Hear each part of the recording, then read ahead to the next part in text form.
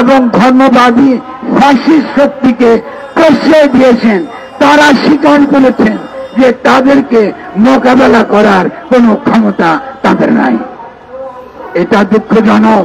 যদি তাই হয় তাহলে আগামী দিনে বাংলাদেশের পরিস্থিতি কি হবে এটা আপনারা অনুমান করতে পারেন।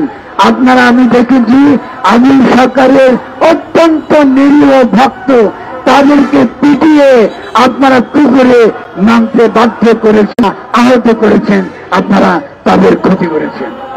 আমি পুলিশকে বলবো, যারা এই কাজ করেছে তাদের ভিডিও আছে, তাদেরকে আমরা চিনি। যখন তাদেরকে গ্রেফতার করবেন তারা কোন রাজনৈতিক দলের সদস্য এটা এই দেশের নাগরিকরা, এই দেশের জনগণ এটা তারা বুঝতে পারবেন। ফলে আপনারা যদি আগামী নির্বাচন সামনে রেখে খেলা করেন, এই দেশের জনগণ আপনাদেরকে ক্ষমা করবে না। হাসিনার আমলে বাউল, ফকির, চিস্তিয়া, কাদেরিয়া, বিভিন্ন ঘরানার যারা সুফি দরবার শরীফের মানুষের উপর অত্যাচার হয়েছে, অনেক রকম নির্যাতন হয়েছে, আমরা সেটা দেখেছি। আমরা আশা করেছিলাম যে এই সরকার আসার পরে এই নির্যাতন বন্ধ হবে, কিন্তু উত্তরোত্তর এই নির্যাতন বেড়েছে। আমি শুধু নির্যাতন বাড়েনি, আগামী নির্বাচনের আগে একটা বিশেষ পরিস্থিতি তৈরি করবার জন্য আবুল সরকারকে গ্রেফতার করা হয়েছে এবং তার অত্যন্ত পেটানো হয়েছে, আহত করা হয়েছে। আমরা সরকারকে এই ব্যাপারে সতর্ক করে দিতে চাই। এর আগে আপনারা যারা আমার বক্তব্য শুনেছেন, আমি বারবার বলেছি, বাংলাদেশে যারা মাজার হামলা করে তারা ইহুদিদের চর, এরা মোসাদের এজেন্ট। এরা কেন এটা করে?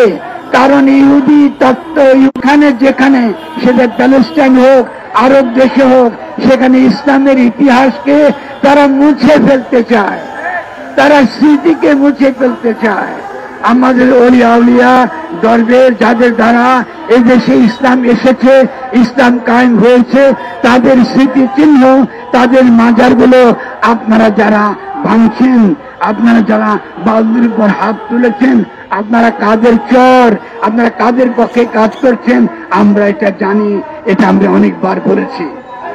আপনারা বাংলাদেশকে আজকে আন্তর্জাতিক ভাবে যেভাবে ছোট করেছেন, আপনি বাংলাদেশের সম্পর্কে সারা দুনিয়ার মাধ্যমে আজকে বলা হচ্ছে ডক্টর ইউনূস যেখানে আছেন সেখানে এইভাবে বাউলদেরকে পিটিয়ে আপনার পানিতে ফেলে দেওয়া হয়, কিছুই না, শুধু তাদের বক্তব্যের কারণে।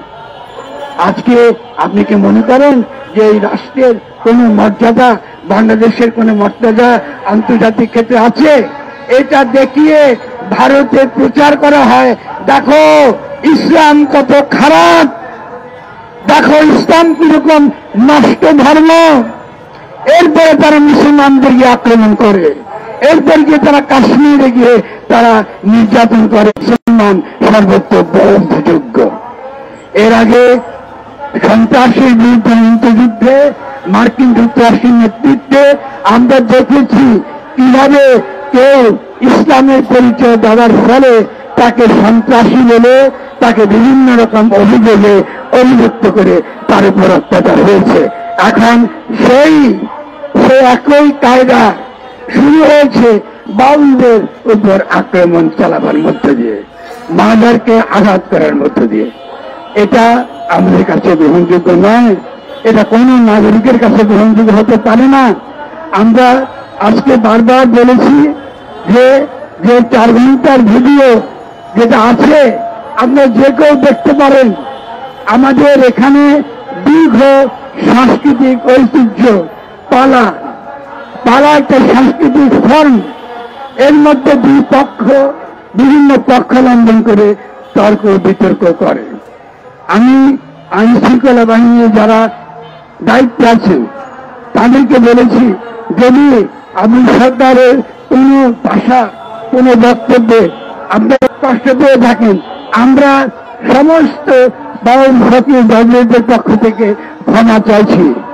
যদি সে ধরেন সেটাও আমরা বলেছি যে যদি তিনি করে থাকেন, আমি মনে করি তিনি করেন না। এটা পালা গানে এটাকে বলা হয়, আমি কিন্তু যে ভাষাটা তাদেরকে বলেছি সেটা হলো এটাকে বলা হয় থিয়েট্রিক্যাল পারফরমেন্স। নাটকীয়তার মধ্যে দিয়ে একটা বক্তব্য হাজির করা, একটা নাটক করার মধ্যে দিয়ে একটা বক্তব্য হাজির করা, এটা ছিল পালা গানের একটা নাটক। আপনি সেই নাটকও বুঝতে পারেন না। আপনাদের সাংস্কৃতিক বোধ এত নিচু স্তরের, প্রশাসনের শিক্ষা এত নিচু স্তরের যে আপনারা এগুলো শিখতে পারেন না। আমি সেখানে গিয়ে আমরা বাউলদের বিরুদ্ধে আমরা যেভাবে হামলা চালাচ্ছেন, যেভাবে তাদের উপর ক্রমাগত তাদেরকে আহত করছেন, পেটাচ্ছেন, আগে চুল ছেড়ে নিতেন, এখন এগুলো করছেন, আমাদেরকে এখনো এগুলো সহ্য করতে হচ্ছে। আমরা আজকে এরপরেই আমরা সিদ্ধান্ত নেব পরবর্তীতে আমরা কি করব। অন্যান্য সারা বাংলাদেশে যত দরবার আছে, যত ধাম আছে, যত সুফি বলি কি দরবেশ বলি কি ফকির বলি কি সাধু বলি কি সন্ত বলি, তাদের সকলের প্রতি আমাদের আহ্বান, আমাদেরকে অবিলম্বে একটি মহাসম্মেলন ডাকতে হবে। আপনাদেরকে একত্রে থাকতে হবে। যদি আপনারা মনে করেন যে আপনারা প্রত্যেকে বিভক্ত থেকে নিজ নিজ জায়গা থেকে নিরাপদ থাকবেন, এটা হবে না, এটা হয় না। ফলে আমাদের সকলকে মিলেই আমাদেরকে এই অন্যায়কে প্রতিরোধ করতে হবে। এটা হচ্ছে আমাদের প্রথম আবেদন সকলের প্রতি। আমরা সকলের কাছে যাব, আমরা একটা বৃহত্তর ঐক্য গড়ে তুলব। এর আগে আমরা এটা করেছি, চেষ্টা করেছি, সামনের দিনও করব।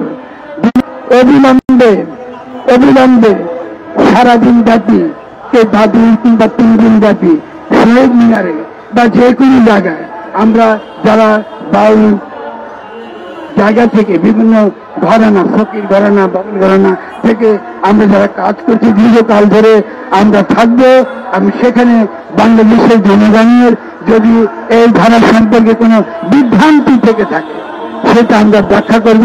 আমি সেটাও আমরা গানের মধ্যে দিয়ে, কথা বলার মধ্যে দিয়ে বিভিন্নভাবে ব্যাখ্যা করে আপনাদেরকে বোঝাবো যে বাংলার সত্যিকারের ধর্মের ধারা, সত্যিকারের ধর্মের ধারা সংস্কৃতির মধ্যে দিয়ে, ভাষার মধ্যে দিয়ে, গানের মধ্যে দিয়ে, বিভিন্ন আকীদার মধ্যে দিয়ে, বিভিন্ন ঘর বা দরবারের চর্চার মধ্যে দিয়ে যে ইসলামকে বাংলা তুলে ধরেছে, বাংলাদেশ তার নিজের জমিনে তুলে ধরেছে, এটাই সারা বিশ্বে আমাদের মুখ উজ্জ্বল করবে।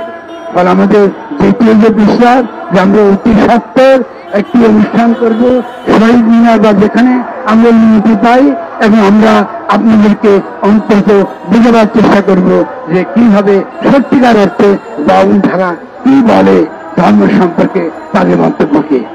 3 নম্বর, আমি মনে করি যে মহাসম্মেলন হতে যাচ্ছে, আমরা চেষ্টা করব যেহেতু মানিকগঞ্জে এই ঘটনা ঘটেছে এবং এর আগে মানিকগঞ্জ আমাদের বাংলাদেশের ভাবের জগতে অত্যন্ত গুরুত্বপূর্ণ ভূগোল, অত্যন্ত গুরুত্বপূর্ণ এলাকা। এখানে ভাবের একটা বিশাল ঐতিহ্য আছে, এখানে বাউলদের, ফকিরদের, সাধু সন্তদের একটা বিশাল ঐতিহ্য আছে। আমরা পরবর্তী মহাসম্মেলন হয়তো যদি সকালে একমত হন আমরা মানি। আমাদের মানিকগঞ্জে যারা এই নিরীহ বাউলদের পেটাচ্ছেন, আমি থাকবো, আমাকে পেটাবেন, আমি পিটানি খাবো। আমরা প্রতিহিংসা করি না, কিন্তু আপনাদেরকে একটা শিক্ষা দিয়ে যাব। আপনারা যেটাকে ইসলামের নামে চালাচ্ছেন এর সঙ্গে ইসলামের কোনো সম্পর্ক নাই। আপনাদের মনে যে ইসলাম আছে এটা হচ্ছে অপরকে ক্ষতি করেন, ঠিক এটাই মনে করতেছেন কোরআনে আছে, এটাই ভাবতেছেন হাদিসে আছে, এগুলো নাই। ফলে আপনারা যারা রাজনৈতিক স্বার্থে বাংলাদেশকে বিশৃঙ্খল করবার জন্য, বাংলাদেশকে আরো গভীর গহ্বরে ফেলবার জন্য চক্রান্ত করছেন, আপনারা সাবধান হয়ে যান। চক্রান্ত চিরদিন লক্ষ্য করব। এই সমস্যার সমাধান আমরা সকলে মিলে করব, কথাবার্তা, তর্ক বিতর্ক, আলাপ আলোচনার মাধ্যমে। সহিংসতা ইসলামের পথ নয়। যারা নিরীহ মানুষের উপর জুলুম করে, যারা সহিংসতা করে, তারা কখনোই রসুলের উম্মত হিসেবে নিজেকে দাবি করতে পারে না। ফলে আমি আপনাদের সকলকে অনুরোধ করব যে আজকে ঐতিহ্যের বিরুদ্ধে একটা শক্তিশালী ধর্মবাদী ফ্যাসিস্ট ধারা হামলা করছে। আমাদের সঙ্গে থাকুন, আমাদের সঙ্গে এই লড়াইটা চালিয়ে যান। রাজনৈতিক দলগুলোকে বলবো, এনসিপি থেকে শুরু করে বিএনপি এবং জামাত, আপনাদেরকে বলবো, আপনারা ভোটের জন্য যদি অন্যায়ের বিরোধিতা না করেন, আপনারা যদি জালিমের পক্ষে থাকেন, আপনারা ভাববেন না যে দেশের জনগণ জালিমের সহযোগিতায় ভোট দিয়ে পরবর্তীতে নির্বাচনে আনবে। তাহলে এই লড়াই জালিমের বিরুদ্ধে মজলুমের লড়াই। জুলাই গণঅভ্যুত্থান ছিল জালিমের বিরুদ্ধে মজলুমের লড়াই। আজকে এই ফকির বাতি সাধু সন্ত এই মুসলিমের পক্ষে যদি আপনারা না দাঁড়ান, আর শুধু ভোটে নির্বাচনে ভোট পাবেন না বলে তাদের পক্ষে না দাঁড়ান, আপনাদেরকে আল্লাহ যেমন ক্ষমা করবে না, এই দেশের মানুষও আপনাদের ক্ষমা করবে না। আপনাদের সকলকে ধন্যবাদ। আমরা আশা করি আপনারা সাড়া দেবেন।